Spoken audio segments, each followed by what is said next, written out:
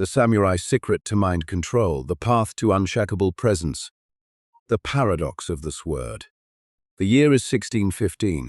In a remote mountain dojo in feudal Japan, an old master asked his student a question that would alter the course of his life, and perhaps yours today.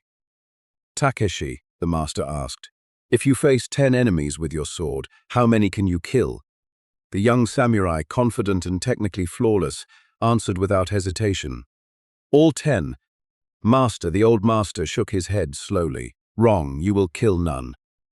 Because the moment you think about killing 10, you have already lost to the first."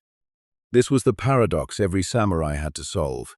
True victory comes not from action, but from presence. Not from technique, but from the mind. And not from the sword in your hand, but from the silence in your soul. The samurai who understood this became legends. Those who didn't became corpses. Welcome back to Time Teachers, where we unearth ancient wisdom to solve modern chaos. Right now, you are fighting 10 battles of your own: work, finance, relationships, anxiety, and an uncertain future. And you are losing them for the exact same reason those samurai died on the battlefields 400 years ago. You are everywhere except here. You are thinking about 10 enemies instead of facing the one right in front of you. Grab a warm cup of tea, settle in, and walk this path with me until the very end. The practical lesson waiting at the end of this journey might just be the key to freeing your mind. Chapter 1: The Shame of the Samurai. Centuries of civil war had finally ended as the Tokugawa shogunate unified Japan. But deep in the mountains of Hida province, Master Yamamoto's dojo still trained warriors the old way. Takeshi was 17 and a half when shame found him. He had dedicated 5 grueling years to the sword, years of sweat, blood, and iron discipline. Technically, he was a prodigy. His kata was flawless, his strikes fast, precise, and lethal. Yet he suffered from a flaw no amount of physical practice could fix: fear. During sparring sessions with bokken, wooden practice swords, Takeshi's mind would race. What if I get hit? What if I lose? What if the master sees my weakness? The moment the internal chatter began, his body would tense. His breathing became shallow. His flawless technique crumbled. The other students whispered behind his back, "Takeshi has good form, but no spirit. He thinks too much. He will never pass the test."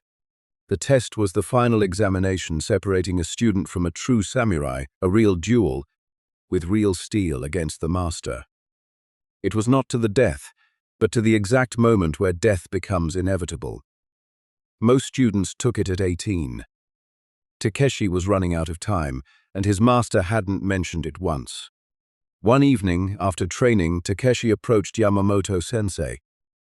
The old man sat in seiza, eyes closed in deep meditation. Takeshi knelt and waited. 5 minutes. 10 minutes. 15. Finally, the master opened his eyes. "Master," Takeshi's voice trembled slightly. "When will I be ready for the test?" The master looked straight through him. Those eyes had seen 100 battles and trained 1,000 students. "Technically, you are ready now," Yamamoto said. "But technically ready means nothing." "I don't understand, master." "Stand up. Take your sword." Takeshi stood, gripping his bokken. "Now strike me." Takeshi raised his sword. His master was unarmed, kneeling, completely exposed. It was the perfect opening. But something locked Takeshi's arms in place. He couldn't swing. I can't, master." "Why not?" "Because you are my master. It would be disrespectful." Yamamoto's face hardened, his voice booming like thunder. "Respect? No, you lie to yourself. The truth is you are afraid. Afraid of my reaction, afraid of failure, afraid of what happens next. Your mind is in 10 places except the one that matters. Here now. This moment."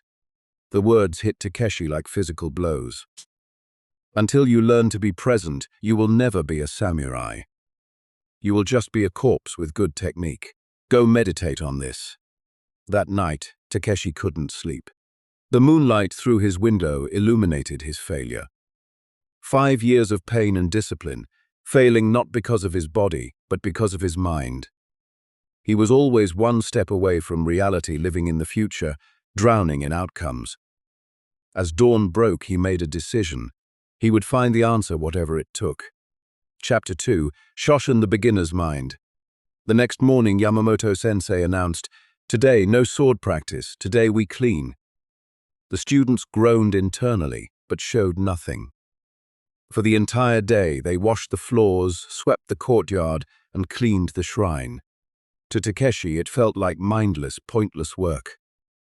He swept the same wooden floor he had swept hundreds of times, his mind wandering. "This is a waste of time. The test is coming. I need to practice my sword, not clean floors." Then he stopped. He noticed the master was sweeping too, but he swept differently. Each stroke of the broom was deliberate, complete, and entirely focused. When he swept left, he was fully sweeping left. When he swept right, he was fully sweeping right. There was a sacred quality to his movement, a profound presence that transformed the mundane task. Takeshi watched, transfixed. After the cleaning ended, the master called him over. "What did you learn today, Takeshi?" Takeshi hesitated. "That the dojo must be kept clean." Yamamoto smiled. "Wrong. Come with me." They walked to a small meditation hall. Inside, a single scroll hung on the wall, bearing two elegant characters, Shoshin, Beginner's Mind. "Beginner's Mind," the master said. "Do you know what this means?" "To approach everything as a novice," Takeshi asked. "Deeper." When a beginner picks up a sword for the very first time, what is in his mind? Takeshi thought. Curiosity, focus on learning. Yes. And what else? Nothing else. Just the sword. Just that moment. Exactly, Yamamoto nodded. The beginner's mind is empty of expectation, empty of fear, empty of everywhere except here. The beginner doesn't think about being the greatest swordsman. He thinks only about this grip, this stance, this swing. The master sat down. "Now tell me, Takeshi, when you sweep the floor, where is your mind?" Shame rose in Takeshi's chest, everywhere else, thinking about the test, about the future. "So you are never actually present for anything." The master's voice was gentle but devastating. "You sweep while thinking about swords. You practice swords while thinking about tests. You are always one step away from reality. This is why you fail. The samurai's greatest weapon is not the katana. It is presence, zanshin, remaining awareness. Fudoshin, immovable mind, Mushin, no mind. All point to the same truth. Be here now, completely." Yamamoto stood up. "Starting tomorrow, you will train differently. Every task, eating, walking, sweeping, sword practice, you will do with complete attention. When you eat, eat. When you walk, walk. When you swing your sword, let nothing else exist." Chapter 3, 30 Days of Stillness. The first week was torture. Takeshi's mind rebelled against the stillness. Every activity felt agonizingly slow. Eating breakfast became an eternity. Walking to the hall felt like wading through mud. His mind screamed, "This is pointless. Everyone else is getting better, and you're just wasting time being present." But he continued, trusting the path. By the second week, a shift happened. During morning meditation, for just a few seconds, the constant chatter in his mind stopped. It didn't feel forced, it just ceased. In that gap of silence, he heard the wind in the trees, the creaking of the wood, the steady thud of his own heartbeat. It felt like waking up from a lifelong dream. The moment passed, and the chatter returned, but now Takeshi knew that silence was real. Presence was possible. He intensified his practice. When sweeping, he became the sweeping. The sound of bristles on wood was his entire universe. When eating, he tasted every grain of rice. The other students thought he had gone mad. Takeshi walks like an old man and eats like a monk. He has given up, but the master watched in silence. In the third week came the real test, a sparring session with Kenji, a talented fighter who had already passed his final examination. The old Takeshi would have been drowned in anxiety. "Kenji is better than me. What if I lose?" The new Takeshi simply stood, present and aware. Kenji attacked with a fast overhead strike. Something miraculous happened. Takeshi's body moved without a single second of thought. He sidestepped, deflected, and countered in one fluid motion. No hesitation, pure response. Kenji stumbled back, shocked. They reset and fought again. This time, Takeshi wasn't fighting Kenji. He was simply present with the moment. When Kenji moved, Takeshi responded, not from memory, but from immediate awareness. The fight flowed through him, not by him. Kenji bowed deeply. You have changed. You are different. That evening, Yamamoto-sensei called him over. Tomorrow you face your final test. Takeshi felt fear rise and let it pass. Yes, master. I am ready. For the first time in 5 years, it was true. Chapter 4. The Neuroscience of the Warrior. Before we continue Takeshi's story, let's look at what was actually happening in his brain. Modern neuroscience has discovered exactly what the samurai knew 400 years ago. Presence is a trainable skill that physically alters your brain structure. When Takeshi practiced being present, he was deactivating his default mode network. The brain network responsible for mind-wandering, self-criticism, and anxiety about the past and future. Every time he brought his attention back to the present moment, he was strengthening his prefrontal cortex, the region controlling attention, emotional regulation, and executive function. This isn't mysticism, it is measurable brain change. Studies show that mindfulness practitioners have a less reactive amygdala, the brain's fear center. Miyamoto Musashi, the greatest swordsman in Japanese history, wrote in the Book of 5 Rings. In strategy, it is important to see distant things as if they were close, and to take a distanced view of close things. This is presence, the ability to face immediate danger without losing composure. The Hagakure, a practical guide to samurai behavior, states that a warrior should meditate on inevitable death daily, imagining being ripped apart by arrows, spears, and swords. It sounds morbid, but it is brilliant psychology. By fully accepting the ultimate fear, death, the samurai freed themselves from fear's paralysis. They understood you cannot control outcomes. You can only control your presence. This is Fudoshin, the immovable mind. Not unmoved by emotion, but unmoved by the need to react to emotion. Chapter 5. The Live Steel Test. Dawn broke over the courtyard. Takeshi stood with his wooden sword in hand. Across from him stood Yamamoto-sensei holding a real katana, sharpened, lethal steel. This was the tradition. The student uses wood, the master uses steel. The difference in weapons equaled the difference in skill. If the master wanted, one strike would end Takeshi's life. Around the courtyard, students and masters from neighboring dojos watched in silence. Yamamoto-sensei cut zong. Takeshi has trained for 5 years. Today he faces the test. Not to defeat me, that is impossible, but to demonstrate presence under pressure. To prove he is samurai.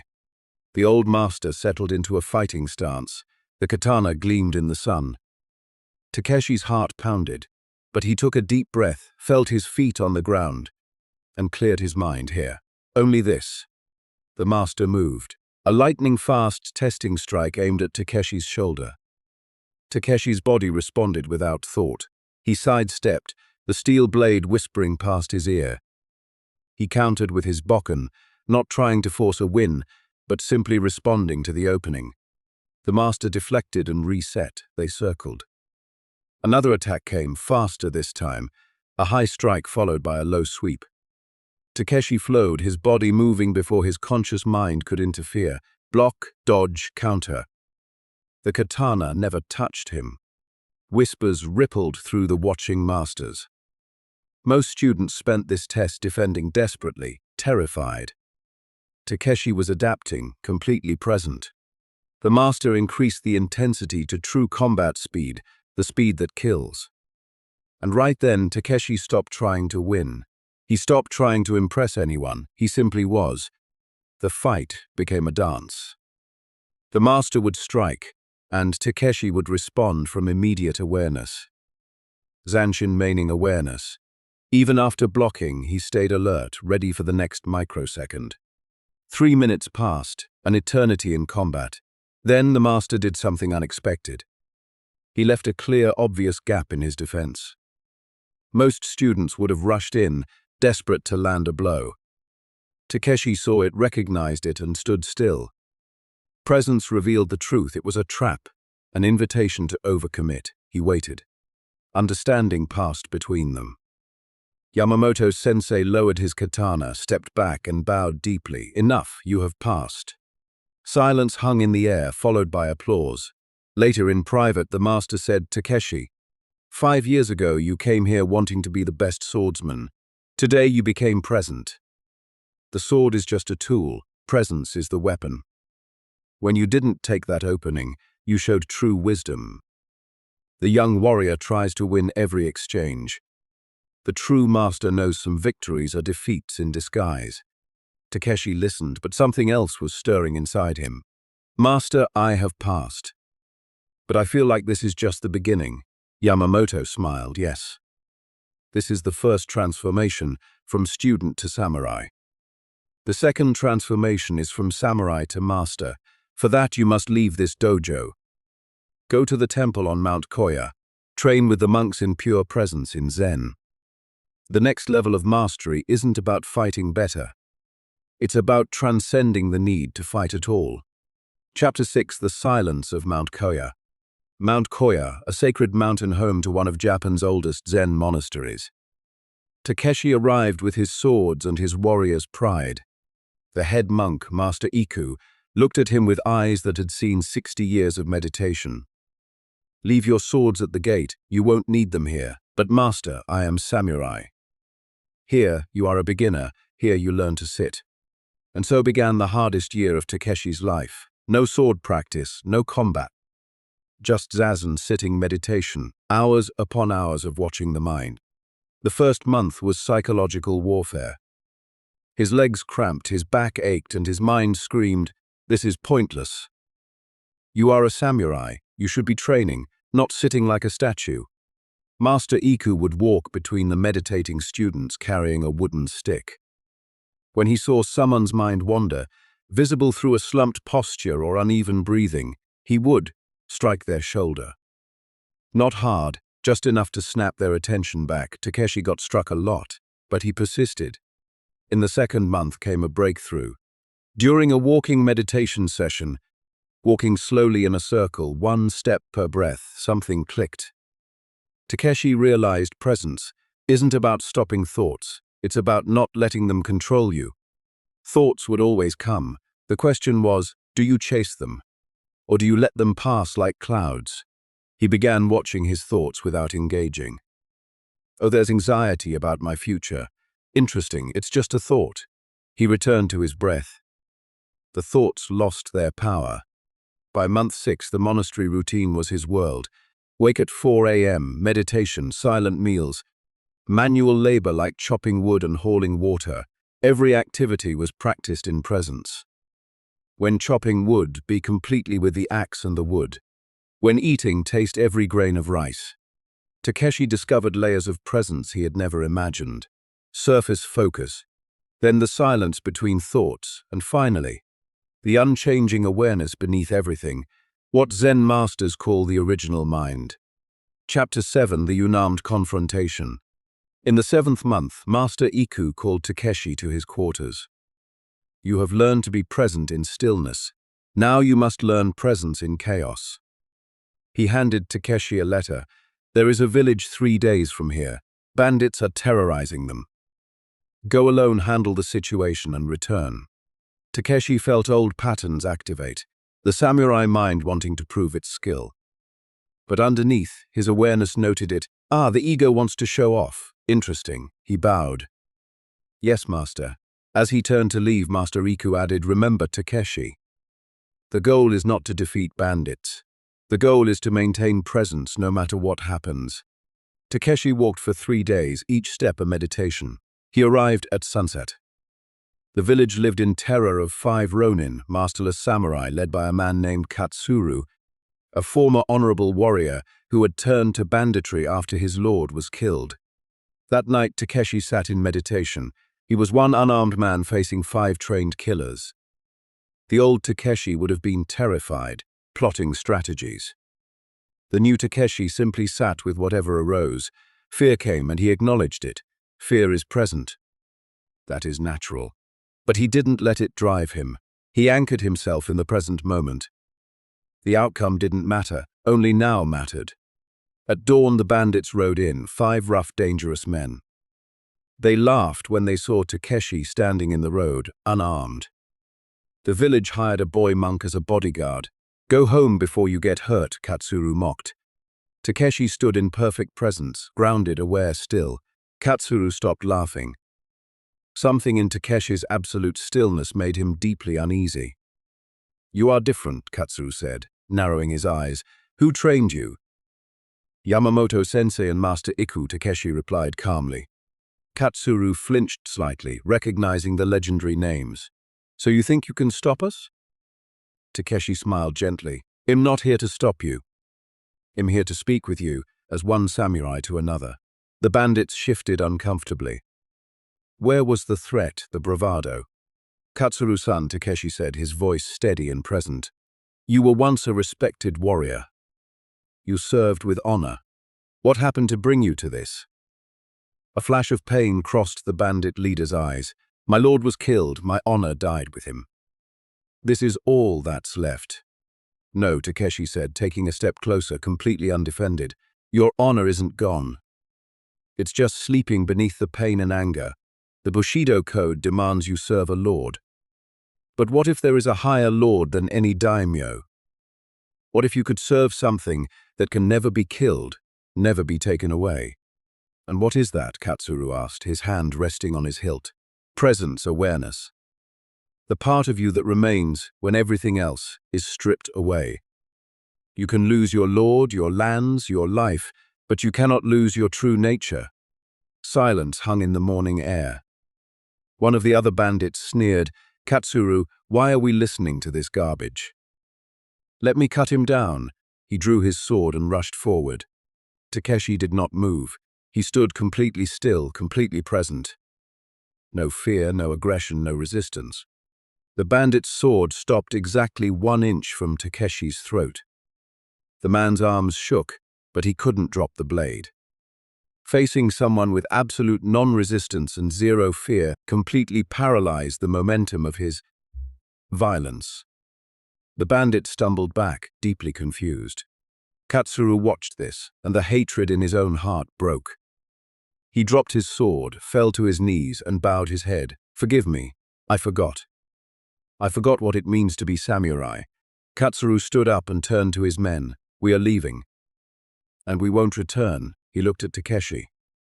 "Perhaps I will visit Mount Koya, if the master will accept a broken man."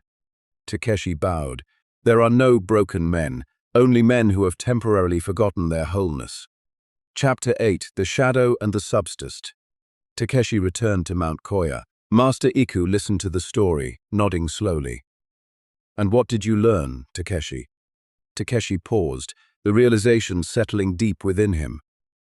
"I learned that presence is the ultimate weapon, not because it defeats enemies, but because it dissolves the conflict. When you are fully present, you become a mirror." Katsuru saw his true nature in my stillness. The bandit who attacked me saw the futility of violence in my lack of resistance. Presence doesn't fight, it simply is, and that isness is more powerful than any sword. Master Iku smiled. "Yes, this is the secret. The advanced samurai thinks, how can I maintain presence in this fight? The master samurai realizes, when you are truly present, there is no fight. This is the final teaching." 10 years later, Takeshi was running the Valley Dojo. A new student arrived, young, eager, technically gifted, but riddled with anxiety. He reminded Takeshi exactly of himself. "Master Takeshi," the boy said proudly, "I want to become the greatest swordsman in Japan." Takeshi smiled. He handed the boy a broom. "Wonderful. But before we touch a sword, we sweep. And when you sweep, just sweep. Be completely present with the broom, the floor, the movement." "Can you do that?" The student looked disappointed but nodded. Takeshi watched him begin, seeing the impatience, the mind wandering, the desire to be doing something important. He saw his own ghost and he smiled. The cycle continues. The teaching passes on, not through lectures, but through presence. Through the 1,000 small moments of being completely here, now. Chapter 9: The Modern Warrior's Protocol. You don't have to face bandits or sharp steel blades, but you face the invisible swords of the 21st century every day. Overwhelming notifications, relentless workspace pressures, financial anxieties, and constant digital noise. To wield the samurai's weapon of presence today, Time Teachers recommends 3 daily protocols. 1. Apply Shushin beginner's mind to one routine task. Pick one mundane chore: washing the dishes, making your bed, or brushing your teeth. Disconnect your headphones. Turn off the podcast. Make that single action your entire universe. Feel the water, listen to the bristles, notice the textures. Training your mind to hold presence in trivial moments systematically builds the cognitive muscle. You need to stay locked in during high-stakes projects. 2. Practice cloud labeling during mental storms. Dedicate 10 minutes every morning to sit in silence. When anxious thoughts about the future or regrets about the past invade your mind, and they will, not fight them or judge yourself. Treat them like clouds passing over a mountain peak. Mentally label them. Worry about the budget has arrived, or anxiety about tomorrow is passing through. The moment you name the thought, you detach your identity from the emotion. You strip the storm of its power over you. 3. Deploy the 3-second Fudoshin, immovable mind rule. The next time you receive an aggressive email, face a harsh criticism, or encounter a sudden crisis, do not react instantly. Pause for exactly 3 seconds. Take a deep breath down into your abdomen and consciously feel your feet anchored to the floor. This 3-second buffer bypasses your amygdala, the brain's panic center, and activates your rational, prefrontal cortex. You will respond to chaos with the absolute clarity of a master, rather than the volatile reaction of an amateur. Become unshakable. My friends, the sword of a modern warrior is not forged from folded steel. It is forged from your attention, your focus, and your presence. The world will continuously try to pull you out of the now, dragging you into the shadows of yesterday or the ghosts of tomorrow. But remember the lesson of the ancient dojo: you do not need to fight all 10 enemies at once. You only need to face the single solitary moment right in front of your eyes. True freedom is not when you manage to control the world outside. It is when no storm outside can disturb the silence within your own soul. If Takeshi's journey brought clarity to your mind today, and if you want to continue turning the pages of history with Time Teachers to find the timeless wisdom needed to build modern mastery, take a moment right now to hit that subscribe button and turn on the notification bell. Your subscription is what allows us to keep crafting these deep, cinematic stories. Share this video with someone who needs to find their grounding today. And leave a comment below. Which of the 10 enemies are you facing right now? And how will you choose presence over anxiety today? Thank you for spending your valuable time with me. Walk out into the world, take a deep breath, and live fully alive in this exact moment. I will see you in the next lesson on Time Teachers. Stay unshakable.